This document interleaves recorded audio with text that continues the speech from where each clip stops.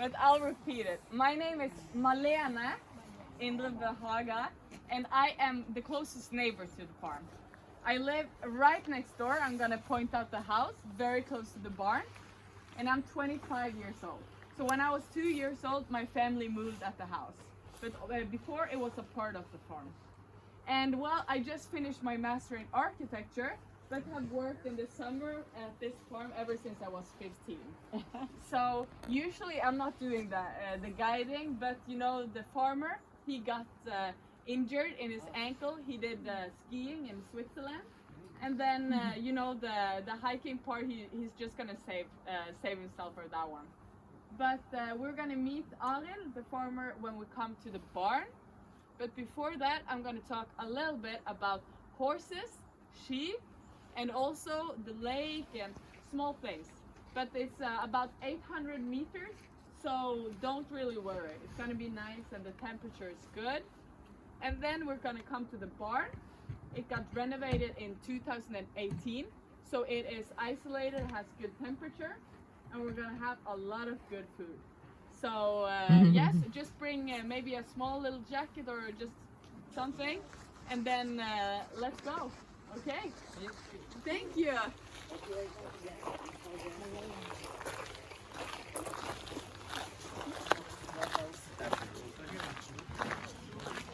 Watch out for the little dropping.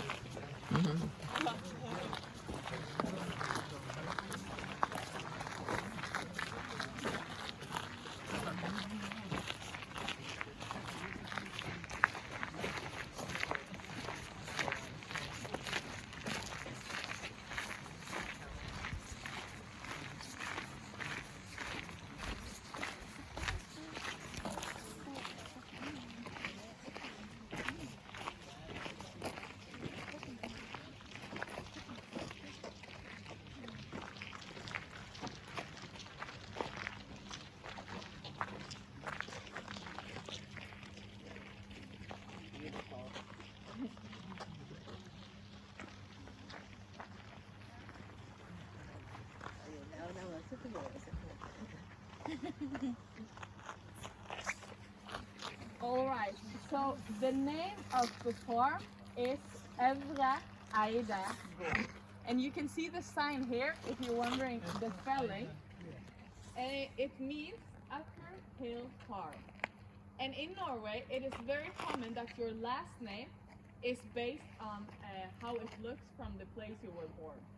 So, for example, this place is the last name of Arild, and that is because it's from the farm, and it means Upper Hill Farm because it lays on an upper hill. And for example, my middle name is Indre Bø, and that's because my mom, she was from a farm that was like the inner farm. So that's very typical last name. It's a description of where you're from. And well, the farm itself is 140 acres. So it sounds a lot, but really half of it is this mountain, this hillside. So the only thing they're doing here is that it's actually a very big freezer. You can see the opening there. It's an ice cream company, Diplomis, it's a Norwegian ice cream company, and they have a big freezer inside of it. So that's actually the only thing it's being used for. Okay, it's coming another car, so just go up on the grass or behind.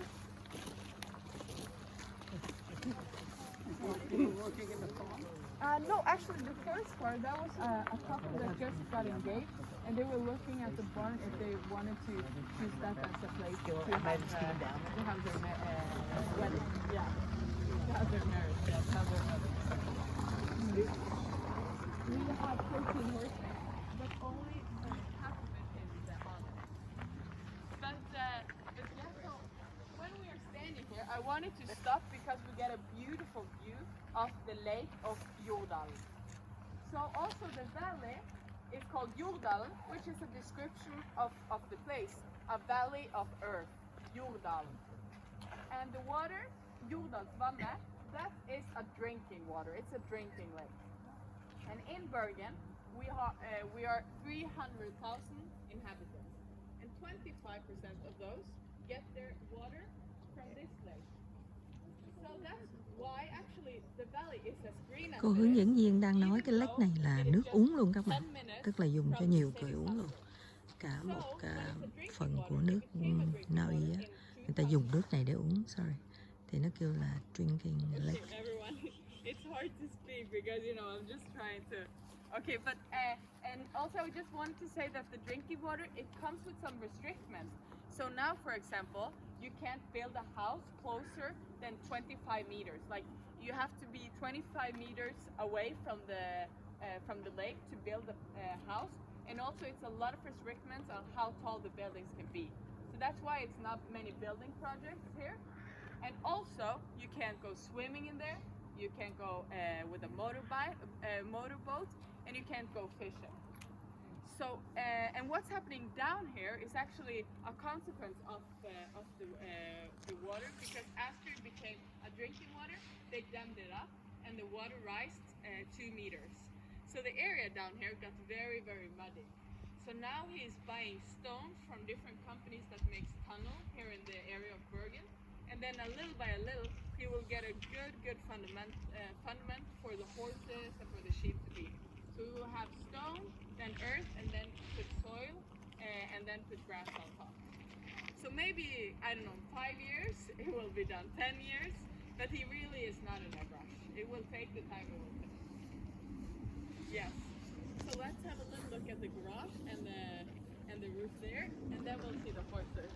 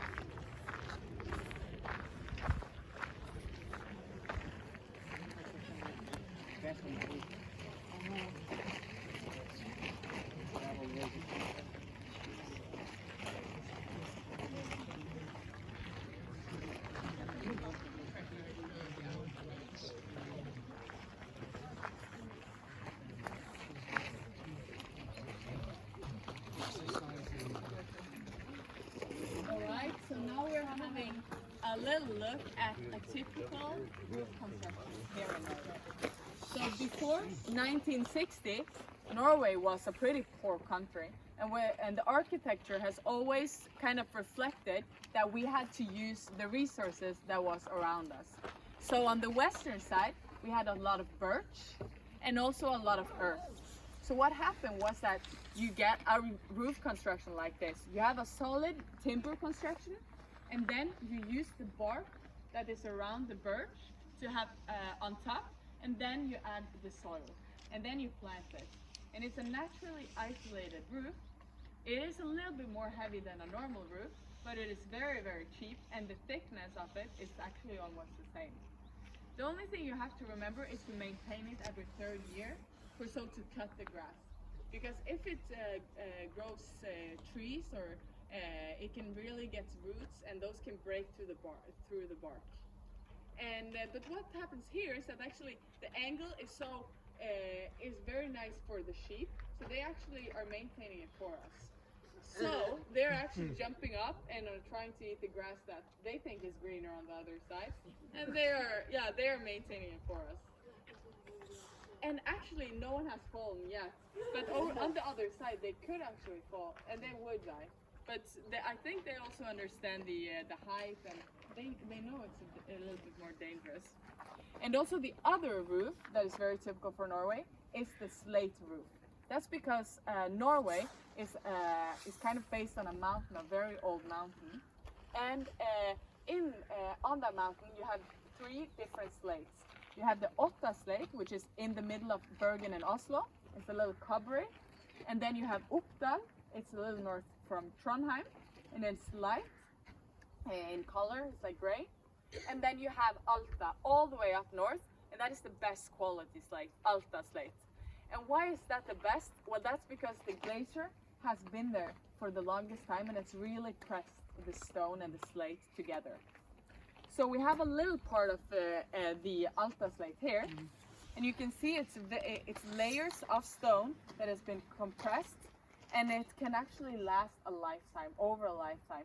What happens is that you can go up at the mountains, and you can find cabins that are very, very old.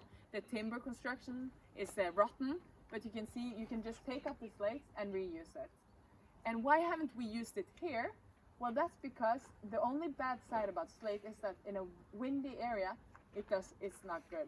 Because here in the valley, the wind can really get the grip, and the slates can actually fall off.